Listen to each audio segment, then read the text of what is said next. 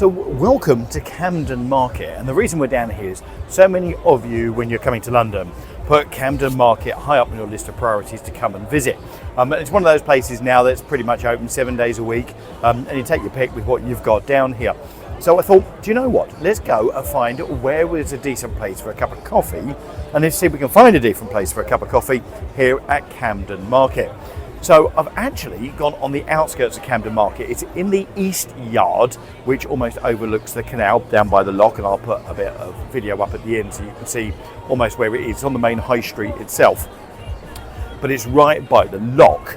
And I thought today, let's go for Cafe de Nata, which looks like, judging by the Portuguese tarts, that it's one of these places that's Portuguese in nature. So I'll have to look and see what Cafe de Nata actually means. Hopefully it means something. We'll put it at the bottom anyway. So we've got that. So we thought we'd go for normal, for the black Americano. They've got a blank street coffee here. They've also got a black sheep coffee here, etc. But once again, as normal, they are all chains. So we thought, right, let's go for a coffee, but let's go for a coffee from an independent place. There's a few of them.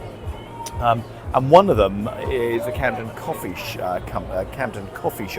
Hopefully, if we get a chance, might even try that a little bit later. So let's have a look and see. I'll tell you what's really interesting. I haven't been down to Camden for, must be about 18 months. And now I realise why. There are so many better places, so many wonderful places around London. And I know it's a lot of people because of music and all the rest of it. So come down here, come and spend an hour down here, come and take it in. But actually, do you know what? It's made me realise why I don't come to Camden that often. Yeah. Anyway, right, if you're here, let's make sure at least you've got a decent cup of coffee. Right, so Cafe de Nata, let's have a look. Let's go for the smell first of all. Oh yeah, this is going to be another one of those coffee ones. Oh dear, because there isn't much of a smell. No, not much of a smell, not much of an aroma on this one at all, which is a real shame. Also, you could tell from the video at the beginning as well, there's not much of a film on it, so I wondered, I had a funny feeling.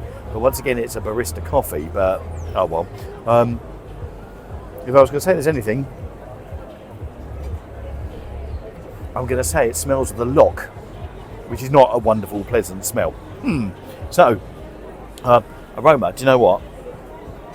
I'm going to give that a 0. I really am, because I really can't smell anything off the back of it. And I definitely haven't got a cold because, oh, there's a pigeon or something, because I can certainly smell the food and all the rest of it being cooked. But that's not taken away from the smell of the coffee, because when you've got the coffee out that close, no, definitely. Right, so it's a 0 for that. Don't bode well, does it? Okay, let's go for the acidity and the sweetness. Right, there's a little bit of acidity. It's there and it's gone. Yeah, don't last very long at all. In fact, it's hardly there at all. The sweetness, I think,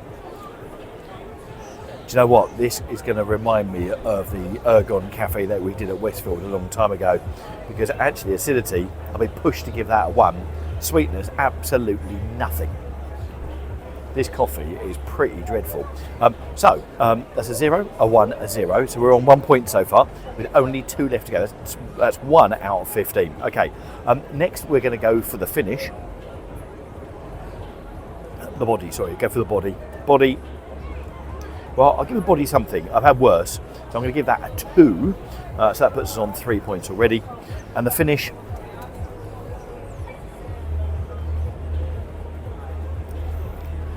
The best way that can be described is almost like hot water with something dipped in it. It's pretty dreadful.